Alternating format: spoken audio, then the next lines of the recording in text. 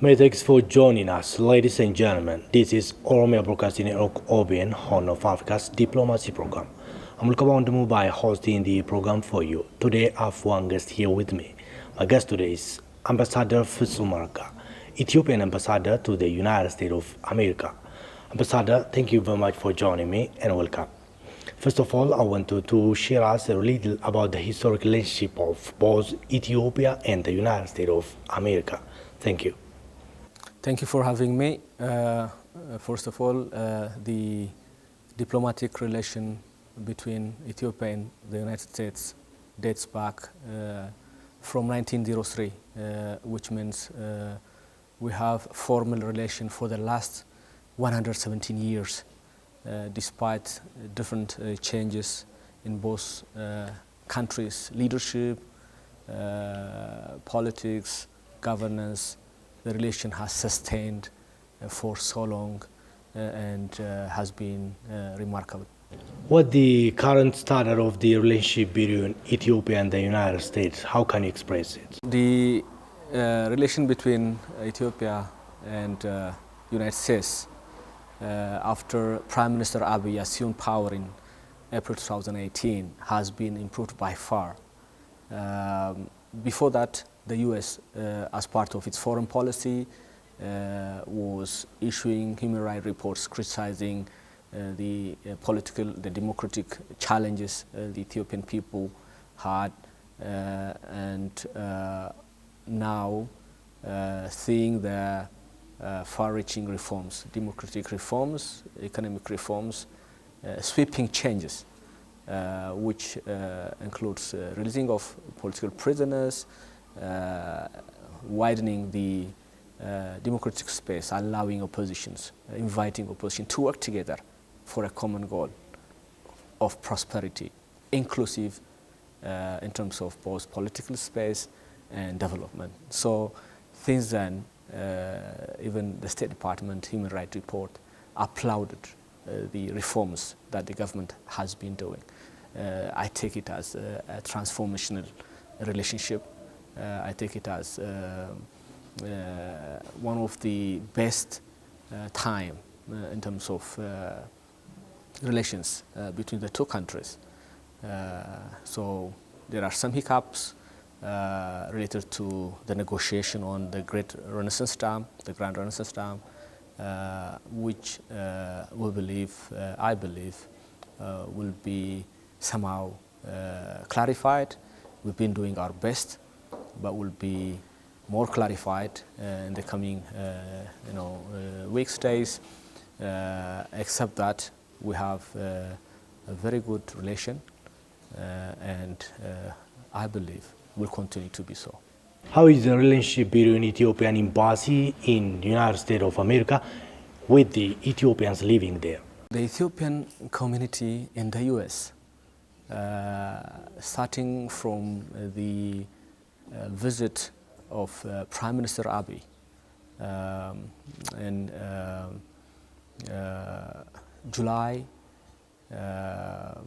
29 in Washington, 30 in Los Angeles, and 31 in Minnesota, under the motto, tear down the walls of hatred and build the bridge of love and understanding.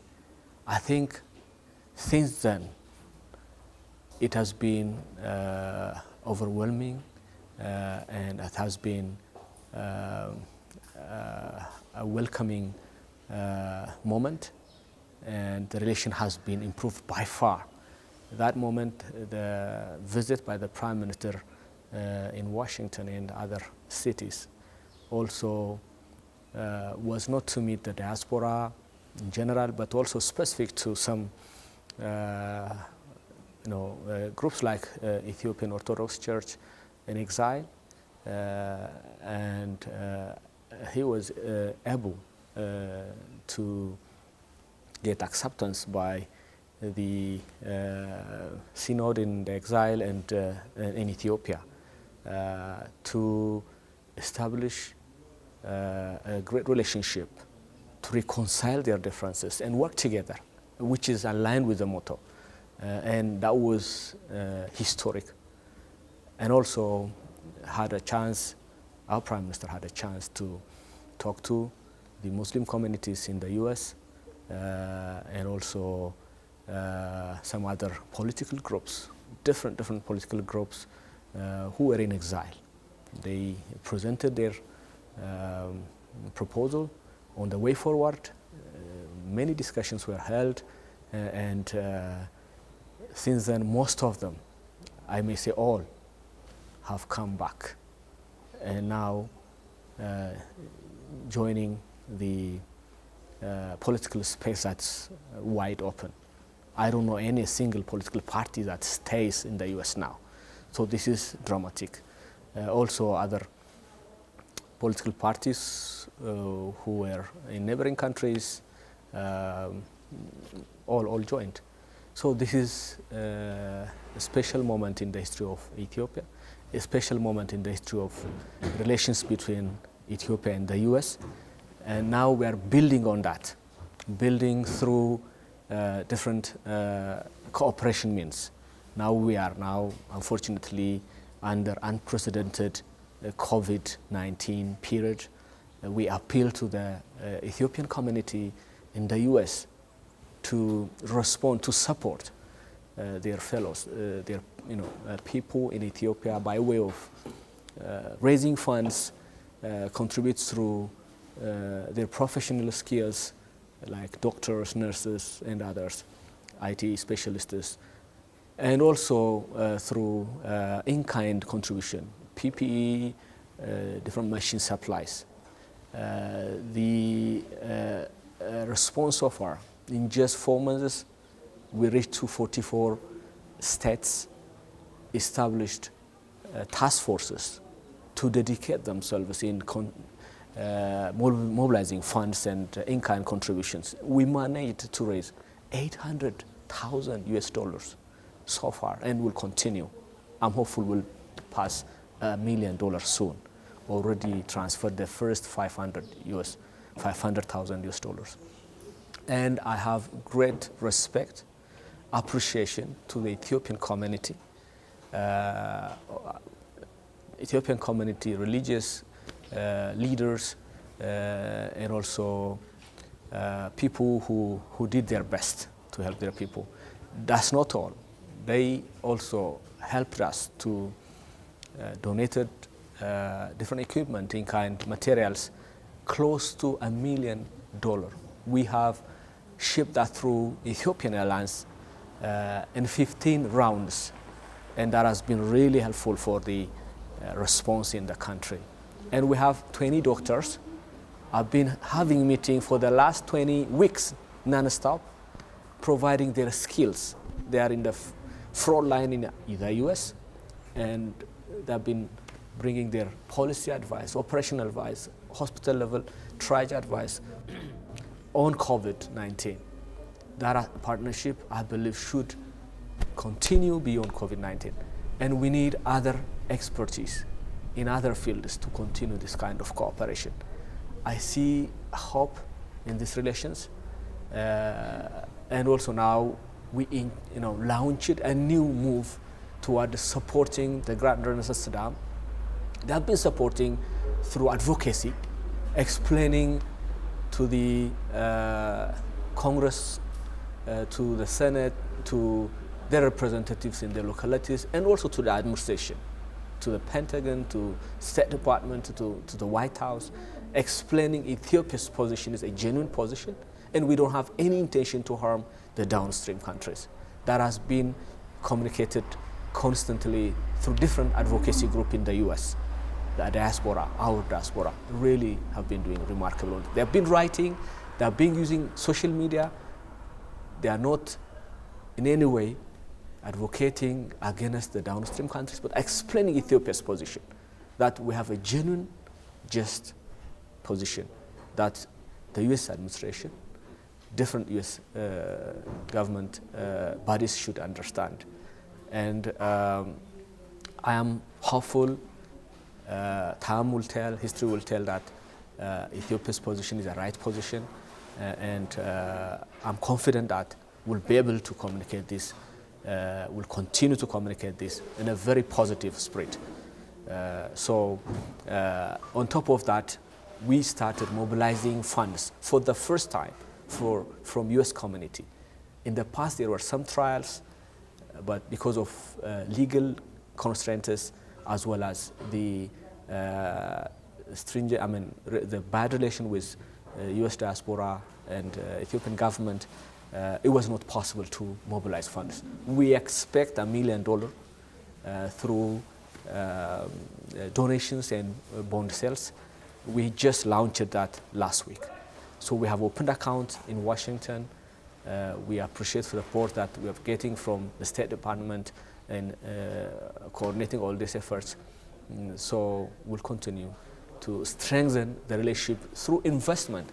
There is a new hope that because of the prosperity or the Medemmer principle that is already launched by our Prime Minister, the Homegrown Economic Reform Program, which invites diaspora to participate in restricted areas such as banking, insurance, and also PPP models open to U.S. citizens and others. And also the privatization, partial privatization announced, like Ethio Telecom and others. We've been closely working with DFC, Development Finance Corporation, to fund U.S. companies. Unless we have real investment interest in Ethiopia, unless we have sizable investment from U.S. companies, multilaterals, and small businesses, as well as diaspora investments in Ethiopia, the relation will not be more solid. So we are working towards that, attracting more investment, attracting more trading relations, and that's going to be more in the coming years. Mr. Ambassador, how the Ethiopian diasporas are assisting their country and participating on the development of their country? The Ethiopians living in the U.S. Can be categorized in three areas. It's not like Middle East where they don't get nationality. Most of them are nationals of U.S. So we treat them as Ethiopians. They are Ethiopians by birth, but we also respect the relation that they have a different nationality. So we understand they are very important in building the relation between U.S. and Ethiopia. They have U.S. citizen and from Ethiopia, so we cannot find a perfect kind of people to improve the relation between the two countries. So that's how we approach. This is the first category. Second one is there are people, experts, highly qualified, who are there just to work. So they have a green card, work permit, they work there as Ethiopians. So we treat them, we respect all what they need from the embassy, we facilitate that. The third one, Ethiopians, asylum seekers who have not got, their citizenship. Some of them are in prison, some of them are in the hides. So whenever they need our assistance, we'll be there. I think our foreign policy emphasizes to respect and protect the rights of Ethiopians overseas as well. So this is, you can see this importance more so in Middle East because they don't get nationality. They don't get treated like the citizens of those countries in South Africa and in other countries. But it's not the same in the US, but we do our best and welcome them to get our services whenever they need. In what focus of the Ethiopian embassy in the United States of America are working in promoting the interest of Ethiopia? Last week we launched the fund mobilization for Great Renaissance Dam. So we'll continue to nurture on that. As I said, we have established task forces led by the diaspora communities themselves in 44 states out of 50. So we are almost reaching out. And we have 115 virtual meetings in the last 4 months. So we are engaging more.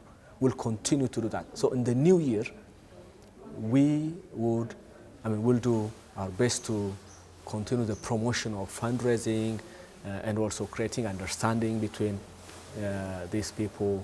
So that's what we're going to do. There are also, I said earlier, hiccups because of the law enforcement actions taken recently in Ethiopia. There are people who don't agree on that and continue to demonstrate and asking for fair trial and also asking for the release of people, and we are continuing to communicate. That will be done through the due process of law, and we'll continue to also reach out to these people, to this community, continue to explain what's happening, what has happened. In the past, our Prime Minister, the government have been accused or people in different places were critical about the rule of law is not respected, but it was giving a chance for inclusiveness. But when it's too much, when the government said stop this, enough is enough, and majority people appreciate it, because the main purpose of the government is to respect the rights of citizens through enforcement, which is part of the umbrella or the pillar of democracy. Rule of law and democracy are hand to hand. But there are people who, for some reason, do not get it and still continue to dissent on this, and we'll continue to explain, we'll continue to also transparently share what's going on in the judicial process. I'm almost close to into my questions, Mr. Ambassador. Lastly, if you have any message regarding the construction of the dam, and as a general, if you have any message amidst of the Ethiopian New Year, you can. We are now in the very interesting moment in the history because of we have identified our challenges in the past and also outlined the way forward. And some people think because of there are hiccups here and there are challenges, darkened days, time, but I see brighter future, because this is for the first time, I may say, the government, Prime Minister Abiy's government, appealing to the Ethiopians in the diaspora, to find their Ethiopian dream.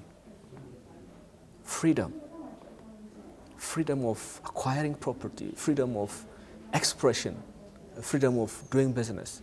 And it's up to each and every individual, up to each and individual family, individually and collectively, to claim and embrace this new horizon of hope.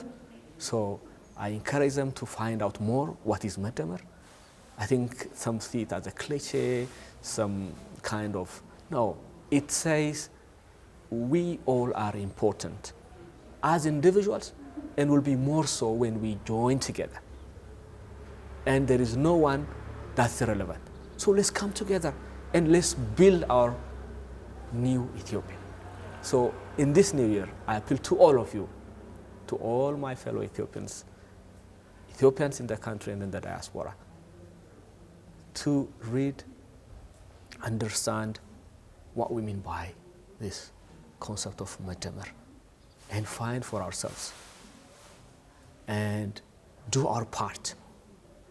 Instead of staying aside, criticizing, complaining, let's find out what we can do. We all are important.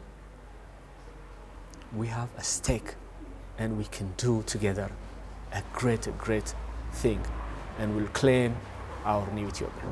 Ambassador Fitsum, I really appreciate your stay with our program. Many thanks for joining me. Thank you for having me. Dear viewers, this will bring us to the end of this edition. I'm going to come on the move by heading the program for you. Have a beautiful weekend.